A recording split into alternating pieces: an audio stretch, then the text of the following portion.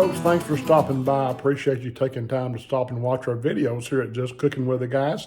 I bought a new meat slicer the other day, and we're going to do a quick overview of this thing. And then in a few minutes, we're going to bring out a ham that I smoked the other day, and we're going to do a little test and see how well it slices up.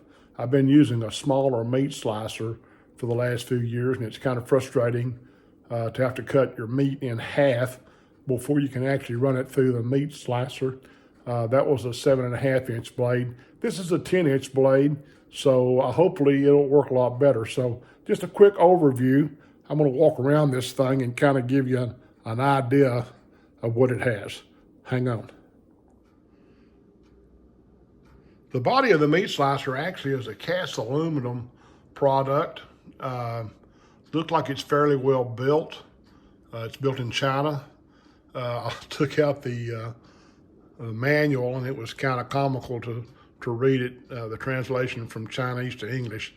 I'm sure you've probably read some of those before, but at any rate, it has a 10-inch chromium plated steel blade, and I'm going to take that off in a few minutes. We're going to wash it real good with some soap and water and put it back on before we actually do any cutting on our protein. As you can see, it's fairly well built. It's got a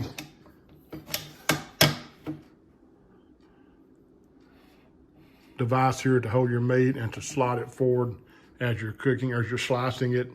One of the features that I like about it is the dial here, the depth dial. It's measured in millimeters as opposed to fractions of inches, but relatively easy to turn. It goes from 0 all the way up to 12 millimeters, which is just a little bit shy of a 1/2 inch. And you can see that the blade pulls out quite a ways, and it will bring it back down to 0 there. Has rubber feet to help hold it sturdy. It's fairly heavy product to start with, and those rubber feet are kind of a suction type foot to help hold it down while you're cutting your products. One of the other features it has is a sharpener, and you can loosen this nut on the back here, and you can turn this over, tighten it back down, and then turn it on, and it has a button that you hold down to sharpen the blades with.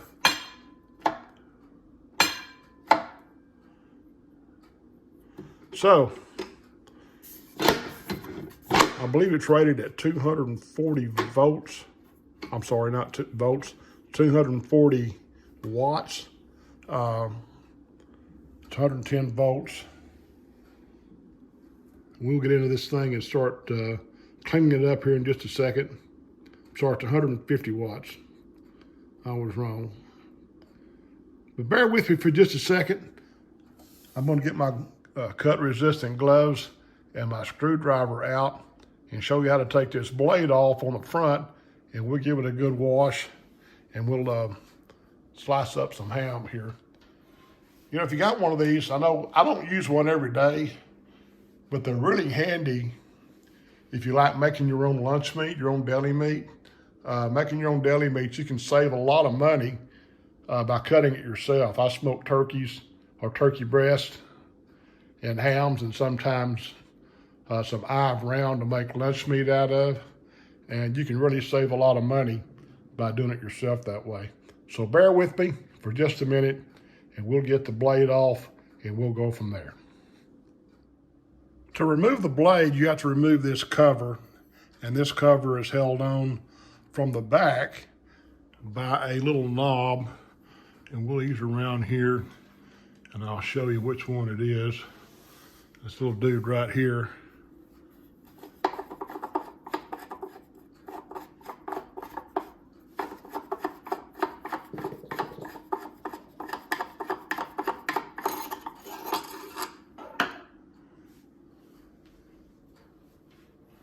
It should.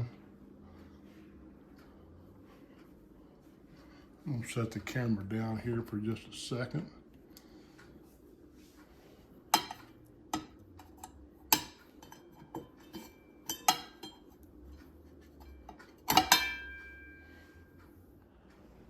Okay, this is a 532 hex that's holding this in. So you need a set of hex keys on 532. At any rate, I've purchased a level 9 cut resistant glove just to be on the safe side. Can get a little clumsy sometimes. So these screws they've got machine oil on them, so they're a little slick, but we got to get that off before we start cutting our meat up, or it will taste like oil. We don't want that. It has 2 extra holes here. I've got a screwdriver stuck in that top one to kind of help me get the blade off when I get these screws loose.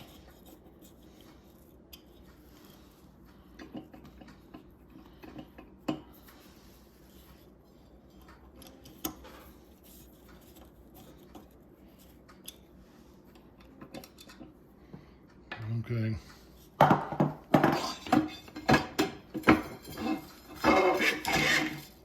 The blade is very heavy, so you need to be extremely careful with it. I'm going to take this over to the sink, and I've got some soapy water, and we'll rinse this off, dry it off, and bring it and put it back on. So stay with me. I'm going to wash this blade first. Taking precaution with my left hand, which is my dominant hand.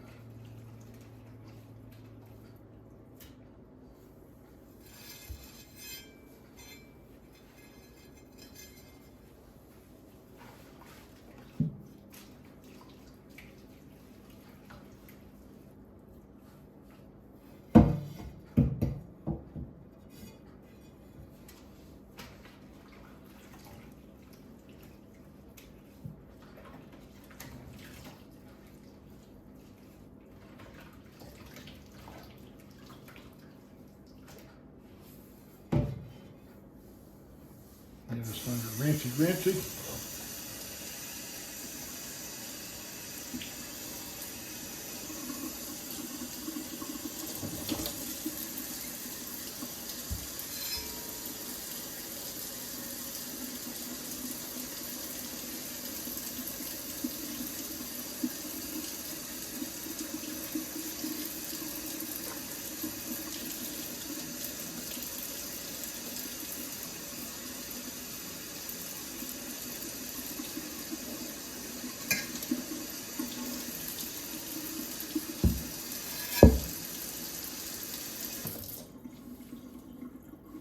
Take this, I need to leave the glove on until I get the rest of the materials cleaned off. But I'm gonna put this blade back on now so I can take this glove off, because it's kind of awkward to work with, especially when you need 2 hands. So bear with me just 1 second.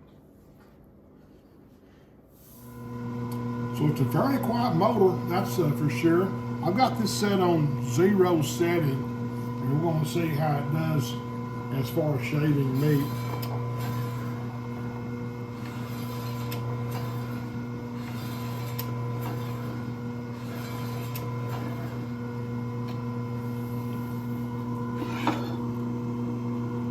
That's pretty paper thin there. I'm going to bring it up to about a 1, and we'll see what happens here.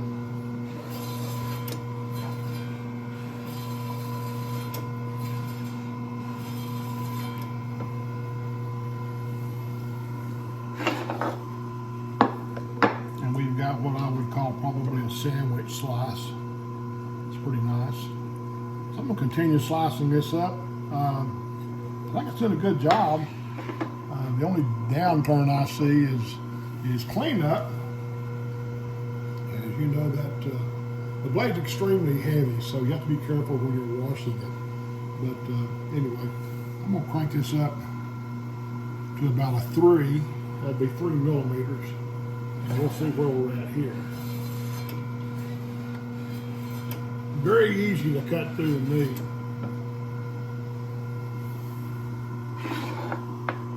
Again,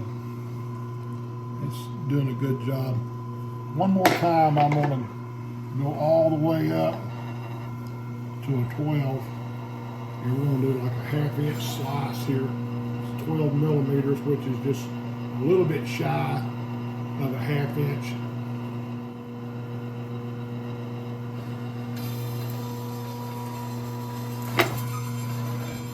It took a little more effort, but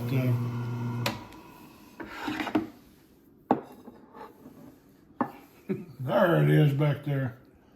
You know, if you're cutting up some deli meat in cubes, like for a charcuterie board or something like that, or for ham and cheese on toothpicks, it'd be excellent.